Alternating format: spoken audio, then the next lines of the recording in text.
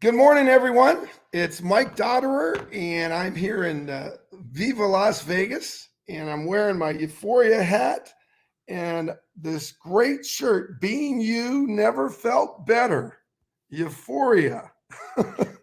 And it's very exciting. I've got some exciting news to share with everyone. Euphoria has just brought on a new CEO, and we're going to have her. Yes, it's a woman.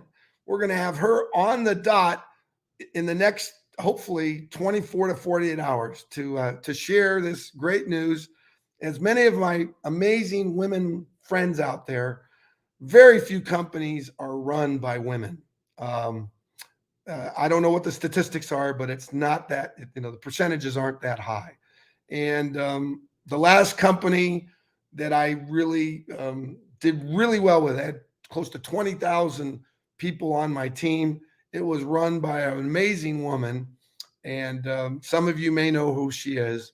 And I'm just very fortunate to say that I feel like I've won the lottery because Euphoria's new CEO is a woman, and we're going to have her on the dot. We're not going to let you know who she is. We're going to keep you, bated breath. And so anyway, that's coming up. The next thing I want to say is we've got a great show for you today, and I am so excited to introduce my good friend and someone that I met. It seems like eternity, but it was just earlier this year. He's from Cleveland, Ohio, and we immediately connected. His origin, his family's from Slovakia, and we call him Coach O, Coach Randy Oyaski. And Coach O and I have very similar background. He played football, American football. He coached American football. He has so much great knowledge of American football, and he's in the state of Ohio, where football, when you talk about football, that's the epicenter of football. And so if you want an inside look at what American football is today and where it's going, you're going to want to hear Coach O. So with that, I'm going to bring him on. Coach O, welcome to On the Dot. Hey, thanks a lot, Mike. Good seeing you again. Hey, well, good seeing you, Coach O. And we're going to be doing this on a regular basis because I love talking with you. And people out there, we're streaming live on Facebook, YouTube, Twitter, Twitch, maybe someday LinkedIn when they get their act together.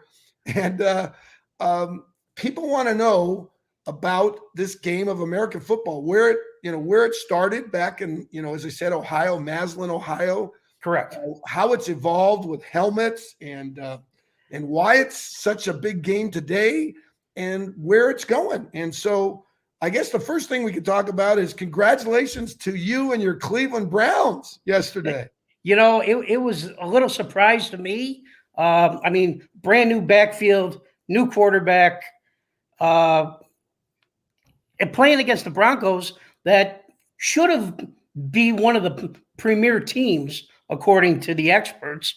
And just they pulled one out. And I, like you yesterday, I did pick the Broncos because the weakness of the new people, I just didn't think they had enough reps.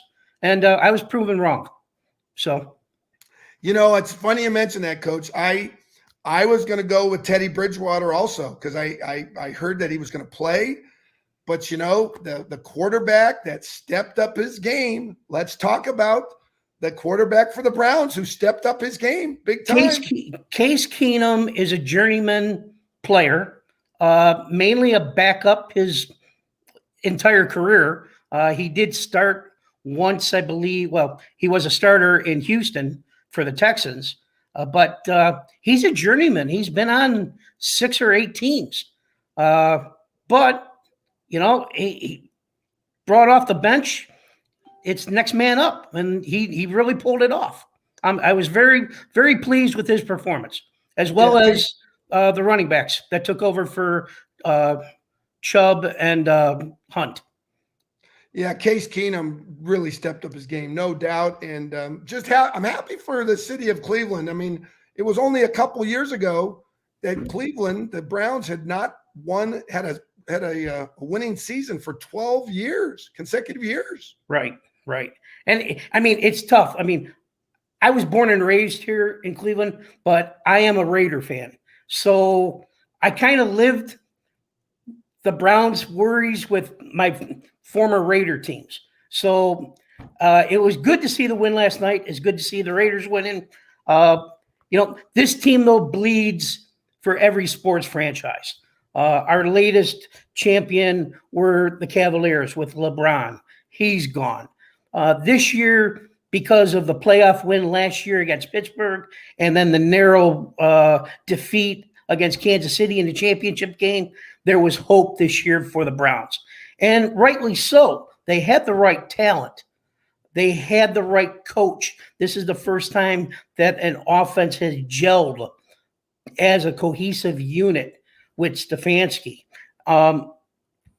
There was always hope. And again, every season, everybody's a winner because records are 0-0. Now at 3-3, well, actually 4-3, they're in the playoff talk, but now we have to find out what's going to happen with Baker. How long will he be out? Is this going to be a season-ending injury? If so, who do we get as a backup quarterback? Do we trade? Do we pick somebody off a practice roster? Who knows? But again, I'm happy for the city. Yeah, I'm happy for the city. Almost like when LeBron came back to the Cavaliers. What happened with the Cleveland Cavs? And I think that was more or less a token gesture for that. But again, I'm a football guy. I do like my sports, but I go football, hockey, and then I'll go to college basketball. But hey, we'll have some fun. Yeah, it's going to be exciting.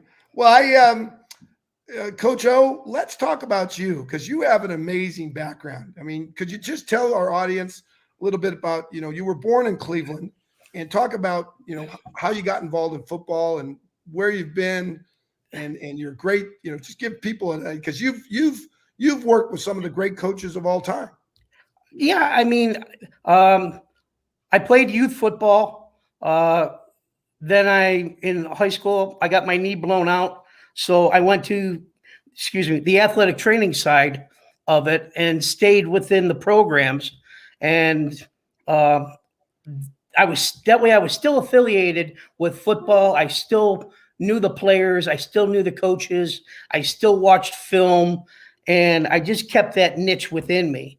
Went to college at Toledo, received my degree as a bachelor's education in athletic training, and then made my way to the pros in the USFL. But still, I lived with players. I got to know everybody along the way. I got to know coaching staffs. And in my free time with my buddies that were the players, we always got film. So I always kept on watching film and asking questions and started up. After my stint in the pros, I came back to school, then I went to Toledo. I moved back to Cleveland and got into high school coaching. I coached high school ball for 19 seasons.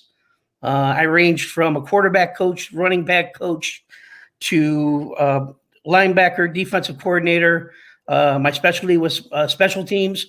So my high school coaching career, I was watching game films like 7 or 8 times and just working myself into it. I met a lot of coaches. I've met Nick Saban.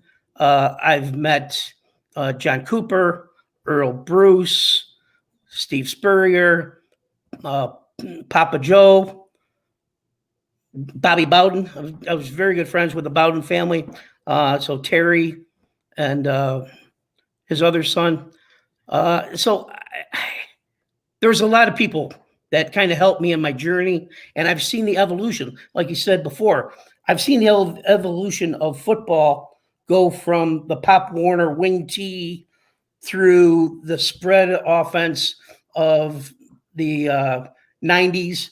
And now we're into the RPOs. And it's the same football. It's just a different way of doing it. Yeah, well, but it has evolved. I mean, we look at, when you look at football, American football, and I call it American football because football globally is soccer. I mean, the biggest, most popular sport is soccer. Um, and there's a great, by the way, everyone should watch this tremendous Apple TV show called Ted Lasso. Have you heard about it, Coach? I have, and the thing is, I don't have HBO, but everybody's talking about it. So now I have to either buy a subscription or just Yeah, buy that one. actually, it's Apple TV. It's not HBO. Okay. Apple TV. Yeah, yeah. It's a great show, Coach. You'll love it because this is an American football coach that gets hired To do coach soccer. a Premier League soccer team or football Yeah. team in England. It's fantastic. But when you look at the history of American football started as rugby, and the U.S. and the United States, we didn't want to play the games that the British played, so we created our own game and called it American football. We did the same thing with cricket. Instead of we came up with baseball. We didn't want to play cricket, so similar game but different rules. And Well, yeah, you're not swinging a boat oar to hit a ball, a Right. cue ball. Right. So when you look at the evolution of American football, Coach, it started like rugby, and but they changed the rules. And back in the days when my grandfather played American football at NYU back when they were a pretty good team back in the 20s, and they didn't have face masks. No. They had leather helmets. And Coach, talk about that because you've seen the game, how the guys are bigger, faster, stronger today. The velocity of the game, Right. the helmets and the face mask. What are your thoughts about the game, where it was, many, many years ago, where it's been, with Junior Seau, obviously, that Right. story, and where it is today. And that's exactly the point of today's game. Back in the day, there was no such thing as a 325-pound offensive lineman that was running a 4.4. They were running probably 5s or 5.4s. Today, you have these 350-pound, 6'3" plus solid chiseled rock athletes that are running 4.3, 4.4, 4.5. You think about just the laws of physics and inertia. The body's not capable to take that much abuse on contact.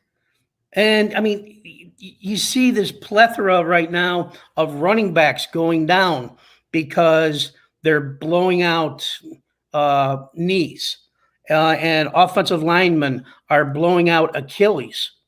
Well, the body just isn't ready to absorb that torque that the body is, that you're exerting on the body, plus along the weight, and everything is muscle and no fat. Okay, you still got to have flexibility, you still have to have strength. And today's game, I mean, I really wouldn't like to play today's game because you're talking about getting run over by a train. Yeah. But the equipment has gotten way much sophisticated and better. Helmets have gone through the transition. I know that Riddell used to be the main supplier for helmets throughout college and professional football. They have backed themselves out of that because of these concussion lawsuits. You still have Schutt, you have Zenith. There was another helmet that actually went through the U.S. Army. We had it whenever I was coaching high school. We had a couple prototype helmets from them, in which the helmet was configured off of a tank commander's helmet to absorb the shock and all that. So I mean, it's tough, face masks, like you said, they were plastic, they were steel, they were streamlined, that they were underneath the chin. Now they're tight to the face. Um,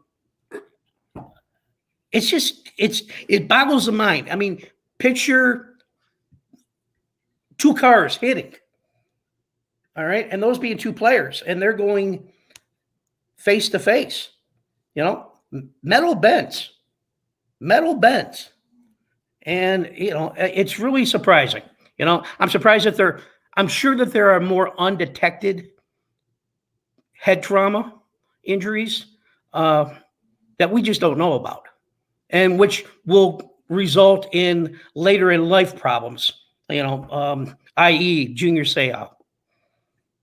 Yeah. Well, Coach, it's and that kind of brings us to where we're at right now.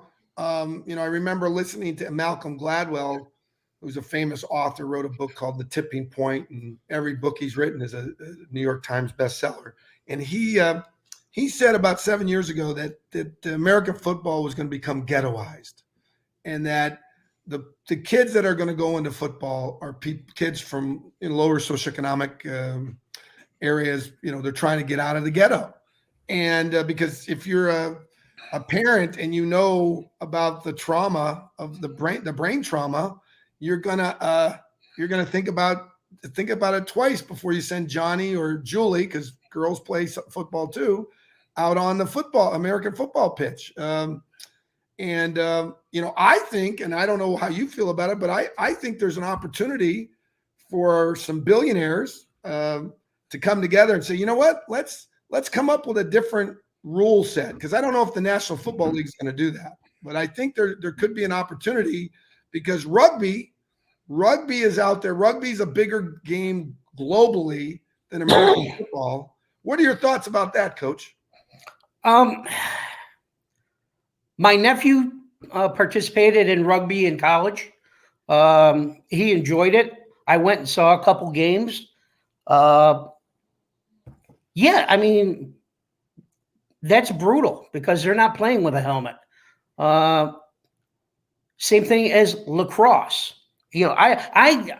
My definition of lacrosse is legalized murder, because you can go and assault somebody with your stick, and it's not so much like hockey, where you're checking here and there, but you have rules. But on lacrosse, you can beat the guy all the way across the pitch, and it's legal. Well, here's the thing, Coach. What I'm trying to connect, the reason I mentioned rugby, right? It is rugby. If you go in with your head with rugby, you will die. You will die. Same thing in football, though, too. And you even have protection. Okay? Yeah, but what I'm saying is that the game is, because they realize the brain is so critical to our health, and so every sport. If I'm the commissioner of lacrosse, the commissioner of ice hockey, commissioner of American football, I'm going to do everything I can to take the head out of the game. And I just think, and we've talked about this, getting rid of the helmet and changing the rules. And again, I think the National Football League is not going to do it. They're going to stay there because. And that's where I will disagree with you. I don't think that the helmet will ever be taken away. I'm not saying, Coach, I'm not saying the NFL is going to exist. I'm talking about another opportunity for those that, like tackling, like the aggressiveness of American football, but at the same time realize that the helmet has become a weapon. That I'm just talking about throwing that idea that there may be some revisions to the rules, so that it could be a safer sport, so that future generations, the parents, because if my parents were alive today, they wouldn't have let me play American football. Right. Okay. They wouldn't let me play if they knew about today. So what I'm saying is, I love the game. Right. How can we change it? And again, the NFL is going to stay the way it's going to stay. I think college football, Coach, I mean, you're talking about, we live in the most litigious society in the world, Coach. I believe there's going to be litigation as these collisions get worse and worse, and if kids have trouble, cognitive issues, or whatever, I think they're going to come back to the university and say, hey, why did you allow us to do this? Well, I think where my personal opinion, I think where your summation and probability would exist is because of the NIL that the collegiate athletes can get. They're being paid for their name, their image, their likeness, and then all of a sudden something happens to that athlete. That's whenever it's going to come into play, in my opinion. Now, where does the lawsuit go? Does it go to the university? Does it go to the endorser? I don't know. And yes, football is a violent sport. Yes, there are collisions. Yes, there are traumatic injuries. Right now, in educating the coaches and trying to educate the athletes themselves not to use the head and the helmet as a weapon, it's slowly making headway. There's still that instinct that I got a kill shot, I'm going to take it. I lower my head down, I break my neck. I do helmet to helmet. That's part of the game. Targeting, NCAA has done that. It's a fine line. You're walking the trapeze, or you're walking the high wire with no net. And you think that there is one, but nobody's holding it. You can see it, but nobody's holding it, in my opinion. Yeah, well, I think, Coach, again, you mentioned about how things change slowly. And yes, there are changes. I just know that there's a lot of resources around the world. Probably those that are playing the game of soccer are kind of laughing, saying, hey, those Americans, let them play their American football. We're still the world's largest sport.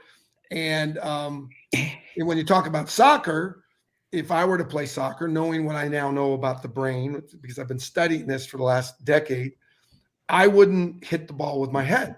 And I agree with that 100%.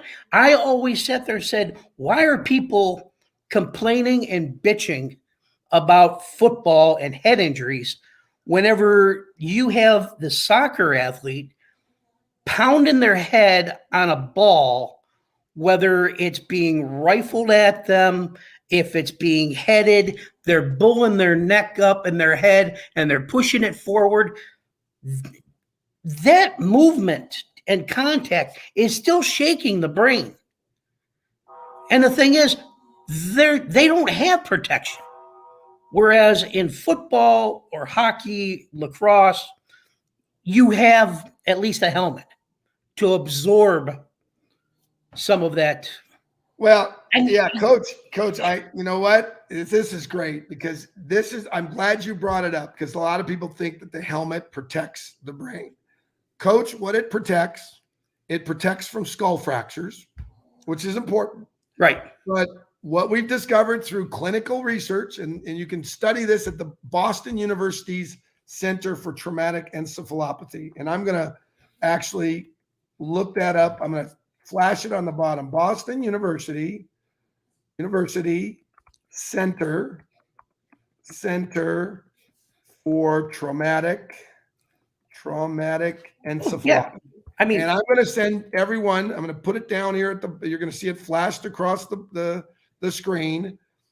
And Coach, what they've done is they have a center there, Dr. McKee and Dr. Stearns and some other outstanding doctors. When an NFL player dies, transitions, as I like to say, transitions, many of us we send our brain to Boston University. Right. And the numbers are staggering. I mean, it's virtually every brain that they see, the black blotches, which is the tau protein. Right. And and they conclude immediately this person suffers from CTE. Right. And so that's the NFL players. What we've discovered is you don't have to play NFL football to suffer from this disease. You can play just high school football and have this. Correct. And so what causes this? It's not the skull fracture, it's the brain going back and forth. So right. I would argue, Coach, doesn't matter what helmet you have, the brain is going to go back and forth. And every time that goes back and forth too many times, that's dangerous. 100%, 100% agreeing with that.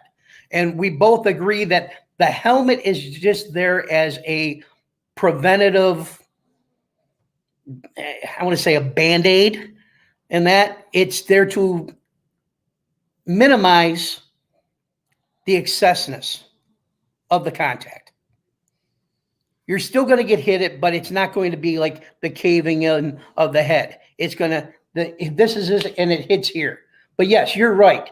That the brain is inside everybody's skull. The brain is sitting in with brain fluid. Okay, that's the easiest way to describe it. And is it the right medical term? No, but it is a layman's term. Yes, the brain is suspended in a fluid, and that is there also to buffer. However, any type of extreme hit, and not even extreme, just a minor hit, that brain is going to shift. And yes, could it involve in CTEs? Most likely. Could it involve in some type of concussion, contusion? Yes, it can. Could it evolve into an aneurysm? Yes, it can. I mean, Coach, yeah. I have to say it's conclusive evidence. There's no doubt it's not canon. If you get hit, if your brain goes back and forth too many times, and we don't know what the number is. Right. By the way, we've got if you want to know more information, just go to bu.edu/CTE. I see it. And you can learn all about it. But before, I'm talking to the parents out there, people that are having new kids, people that have young adolescent children, kids that have not yet graduated from high school. This is who we're speaking to. After 18, it's your choice. If you want to go pound your head and do that, that's your choice. But between birth and 18, I would argue, Coach, to not have young kids play American football. That's what I would argue. And I would also ask, Coach, everyone to watch that movie Concussion, which that was a very good movie. And because with my background in athletic training, I thought that was a great movie. And that, and I personally, any type of football, youth football under 8th grade, I think should be flag. Or there is another product that's on the market in which the flags are not the old style that we were used to in the 70s and the 80s, where you have the belt and there's only 2 flags. Now there's a company that comes out and there's actually pegs that you have to grab and you pull them off. You don't tackle, you just grab the pegs and pull them off. And it's a good training tool for kids to learn eventually how to tackle, in which how to grab. And then again, then you come into the coaching. Which side does my head go on? I have to keep it, up straight and not down and lower the crown. But, that's in teaching. And that's what was my goal in high school whenever I was coaching, to go down to the junior high. And we had youth football in which we had tackle football for 6th graders in the city that I coached at. So it was going down and teaching those fathers and those coaches, hey, we're looking out for the safety of the kid. We don't want to bring up an assassin. We want to just bring up a person that understands how to play football the correct way. But Right. Well, that's you know what, Coach, I think that's what we're all concerned about, our youth, because they're the future. And for any of those mothers out there, and fathers, mothers and fathers, please pay attention to the clinical data and go to bu.edu./CT, the little that's being flashed across the bottom of the line. Educate yourself. And I think what you're going to come to the conclusion is sports like rugby, lacrosse, um, uh, hockey. I believe they're taking the head out of the game in youth hockey. The checking up against the boards, smashing people's heads against the boards, fighting. They're doing a great job of that. With American football, it's dangerous. So I'm going to advocate again between birth and 18, no American football. After that, if Johnny wants to go and play football, fantastic. And let's talk about football past 18. Coach, I would argue, and I want you to talk about this. I would argue, Coach, that college football is now professional football. Without a doubt. Yep. Talk about that, Coach. Talk about that. College athletics is a business. Okay. You are there if you're on scholarship. You are there because they believe in you. You know how to participate in the sport. You are a star in the sport. You put people in the seats. You are there to bring money into the university. And basically, within the university looks at it, you are my indentured servant. Yes, I may be giving you a full ride with your room and board and your education. But those stars that are saying after 2 years, I'm out of here because I can go make more money, it's a business. It's a business, and I understand that.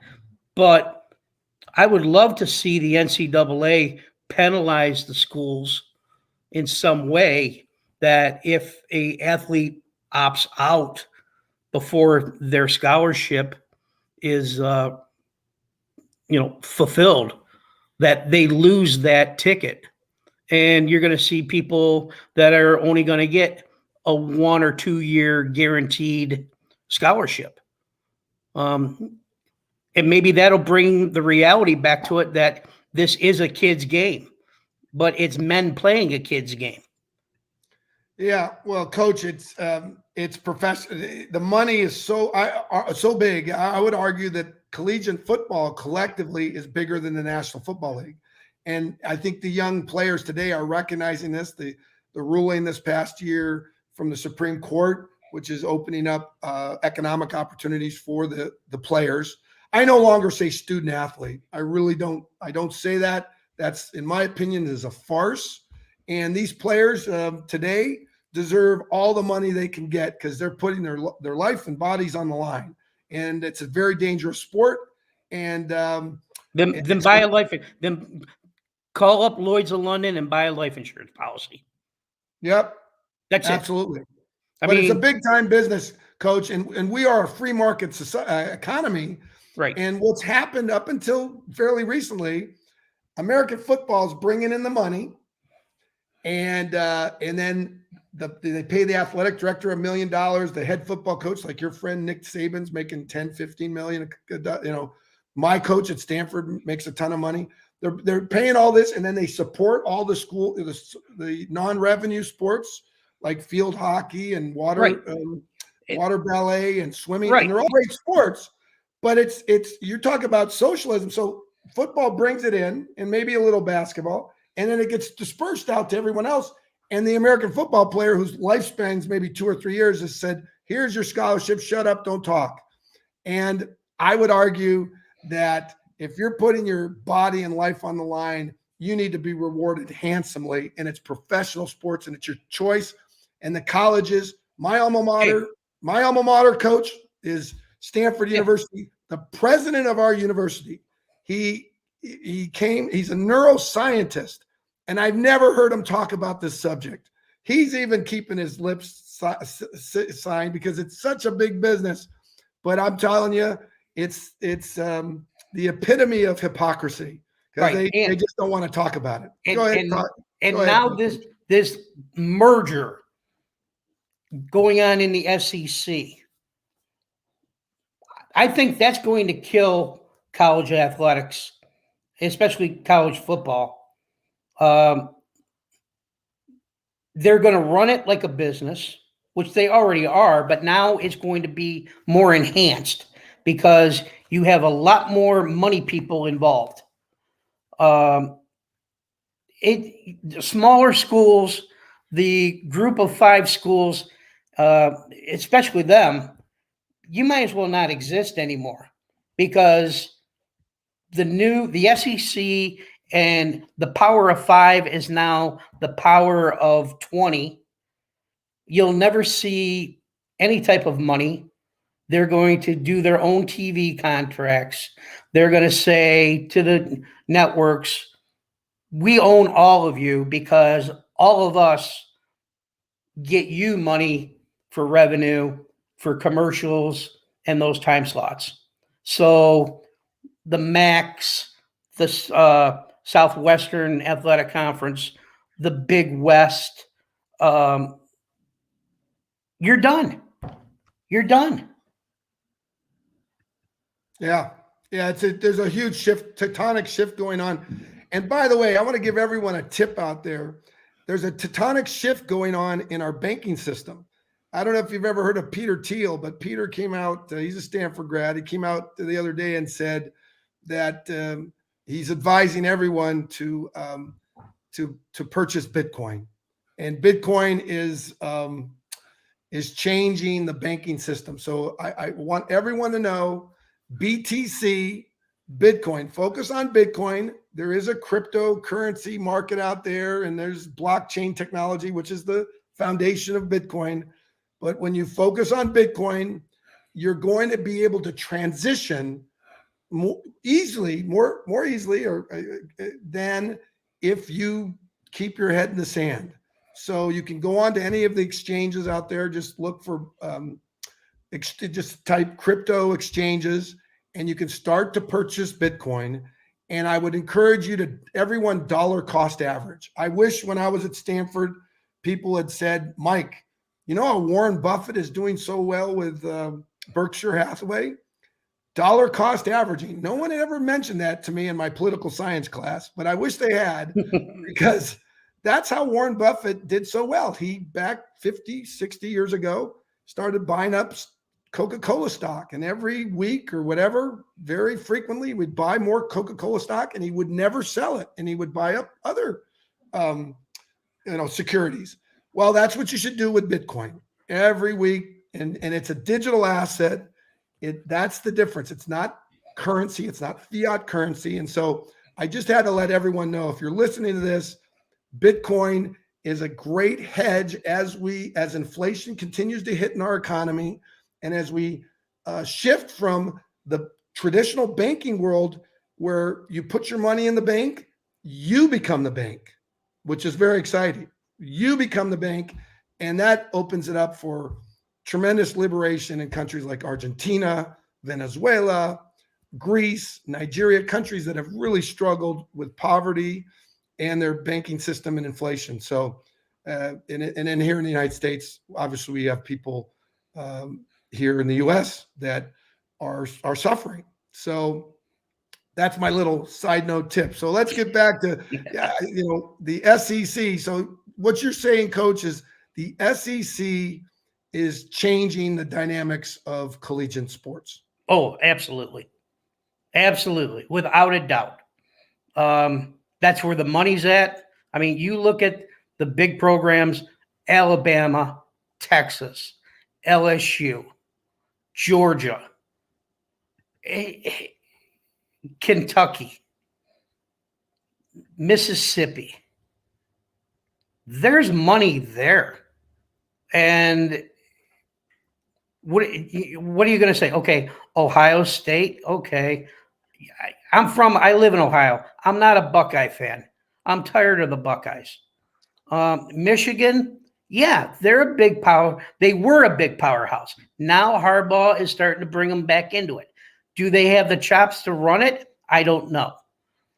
You go to Notre Dame, an independent. Well, kind of. They're sort of in the ACC, but not in the ACC. But yes, they have alumni that have, good bank accounts. Come out to the pack. You got Stanford, you got UCLA, USC. That money doesn't even come close to Texas. So, yeah, the SEC is going to run everything. They are going to set the rules. They're going to say we are guaranteed X amount of dollars, and the rest of you can fight over the minor contracts. Right. Yeah. It's happening. You might get your games on. Okay. Here, case in point, University of Toledo, Mid-American Conference, whenever they structured their television deal with ESPN and with CBS Sports Network, they sat there and kind of used the Fresno State attitude of we'll play anybody, any day, anytime. So the best thing for us is let's play Wednesday, Thursday, Friday, Saturday, and then when it gets later in the season, we'll go Tuesday, Wednesday, Thursday, Friday, Saturday, because we're going to be the only thing on TV. And God knows there's enough people out that bet on sports. They love watching football. They don't care who's playing. It's football. So that's why the Mid-American Conference did it. They got paid money. Yeah. Well, it's a big business, and we all recognize it. And I'm really excited because the young players out there, they know, and I truly believe that there will be a college football players association, just like there's an NFL players association, and things are going to change for the better for the players. Which, by the way, I need to get one of those shirts. So, Coach, well, this has been fantastic. We've been on for a little over 40 minutes. Yep. Hey, one thing I want to do, if it's, with your permission, everybody, if this is the first time that you're ever meeting me and seeing me and listening, let me tell you a little bit something about me, in that I am a transplant recipient. So I promote Donate Life. I received the gift of life. It'll be 9 years ago this December. I received a double lung transplant, and I'm very thankful to my donor.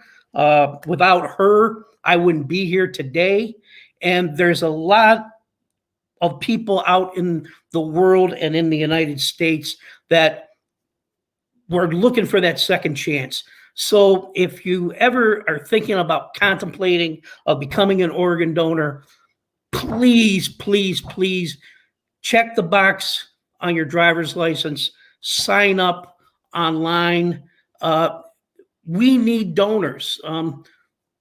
When you pass, you can take them with you, but they're not going to work. And if you have a chance to gift them to a recipient and give them a second shot at life, they would appreciate it, and I would appreciate it too. So please consider about organ donation. And I thank you for the time, Dot, that you let me get that out there. Well, I'm glad you got it out there, because we got the little ticker, Coach. Look at that. For more info on Donate Life, there you go. I think it's donatelife.net. I think it's donatelife.org. I'm not sure. Well, let's try. Let's see if we can look up donatelife.org. Let's see that. Let's see if that, because there's donatelife.net. Okay. Yep. It's, you know what, Coach? It is donate. I'm pretty sure it's donatelife.net, because I just looked it up. But yeah, I mean, you know what, Coach? I'm going to go there and donate. So thank you for that. I didn't know you could do that. Yes, I appreciate that. Like I said, you can do it online. You can definitely, you could do it at the library, driver's license bureau. You can sign up to be a donor. And well, I'm You My don't have to brain's be going. deceased. You don't have to Pardon me? be deceased to donate. Okay. There are, you can donate a kidney and still be alive. You can donate, excuse me, part of your liver and still be alive. You can help any way. All right. You don't have to be deceased. You can do this and still be alive. Well, thank you, Coach. And thank you for letting everyone know about donatelife.net. It's right there on the bottom. And then again, Coach, we'll be back on soon. You get to pick the, it's great, Coach. You just pick the time and date anytime you want. You know how to do that. Yeah. And again, this portion of Coach O on the Dot's been brought to you by Euphoria. And that shirt here, being you never felt better. There you go. And we'll be back on again, Coach, soon. And also want to thank Club Nirvana, which is another sponsor of ours with the 401 Network. Club Nirvana is a virtual dispensary. And as the cannabis laws are changing in America, cannabis is an amazing plant that can help many, many people, millions of people, and it is helping millions of people. We're also sponsored by 98 Unlimited and also by Sports Draft, which is a partner with Caesars Entertainment. And Sports Draft Pro is something we're really excited about because more and more people are excited about sports. So again, thank you, Coach. And you get what we do on the dot. You get the last word, brother. Dude, I just want to say to everybody, do the best at whatever you can. And the best is 100%. I always told my kids when I was coaching them, there is nothing better than 100%. If I ask you or someone tells you, give me 110, give me 125 or 150, that's just giving you that much percentage of air. 100% is all you need to give. And with that, let's close the dot.